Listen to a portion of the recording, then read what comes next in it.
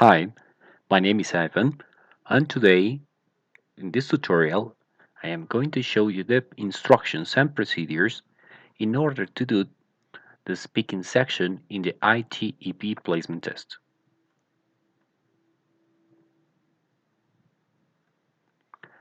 First of all, there is some important information you must know about the speaking section.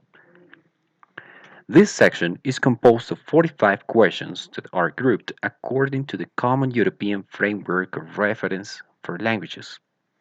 These questions are organized in this way. At the beginning, there are 5 introductory questions, and then you'll find 8 questions that correspond to every single level according to the CEFR, beginning from A1 and going up to A2, B1, B2, and C1. Please keep in mind that a student has up to 5 minutes to answer all the chosen questions from A1 level to C1 level. The questions permit to assess a student's speaking performance from A1 level to C1 level. You're going to assess the following aspects of a speaking skill by using the given rubric: clarity of the oral text, language usage, language range, pronunciation and intonation, fluency, and vocabulary range.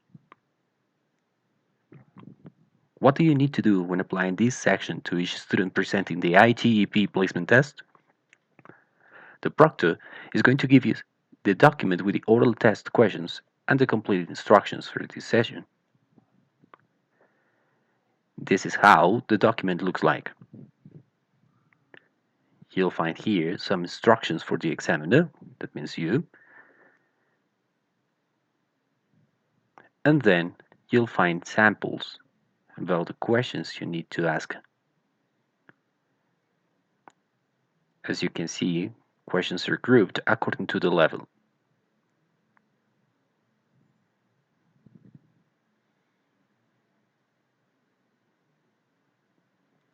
Every student has the speaking rubrics and evaluation record sheet attached to the answer sheets for the test. So, every time you call a student, you need to ask him or her to take the answer sheets.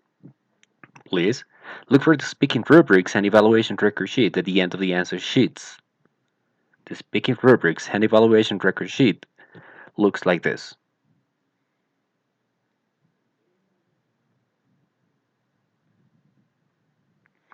You need to complete the information related to city, the student's name, the school grade, and date.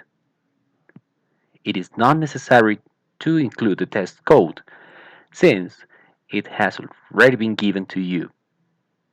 There is no need to write it down again.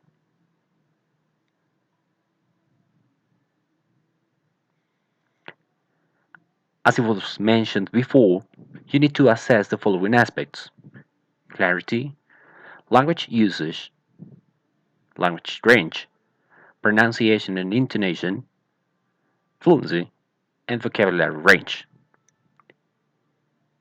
It is considered of vital importance to get familiarized with every descriptor before you start the test. Remember that each student has a maximum time of 1 minute in order to answer the questions in each level. It means that each student has only maximum 5 minutes for this section, answering questions from A1 to C1. Call a student and start with the introductory questions.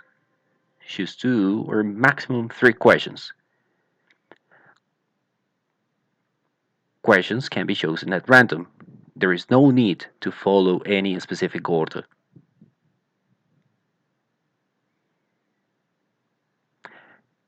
Continue with the questions for A1 level and choose 2 or maximum 3 questions. As I said before, there is no need to follow any order.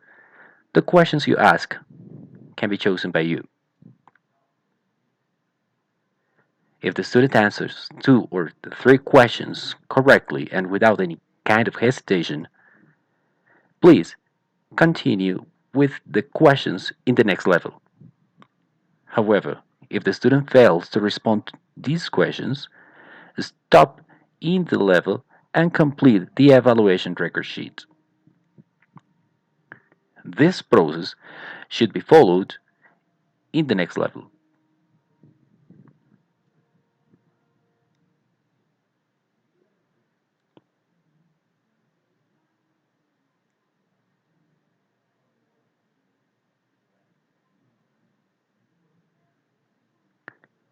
When the student finishes the evaluation, please read carefully every descriptive for the rubric for each speaking sub-skill and complete it according to the student's performance in the evaluation. That's why it is very important to get familiarized with them beforehand. Choose the level that best describes the student's performance regarding clarity, language usage, language range, pronunciation and intonation, fluency, and vocabulary range. Write the level for each subskill in the score column. When finishing evaluating all the speaking subskills, please circle the final score obtained on the bottom part of the evaluation record sheet. Write any observation you might have on the space given for this purpose.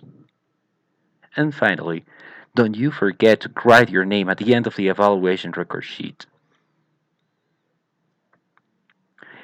If the student fails to answer the questions, stop and complete the evaluation record sheet. Remember, you can't take more than 5 minutes for each student. If the student doesn't seem to understand the question or doesn't answer it at all, you can only change the question once. Thanks for watching this tutorial, and I hope you have a great time.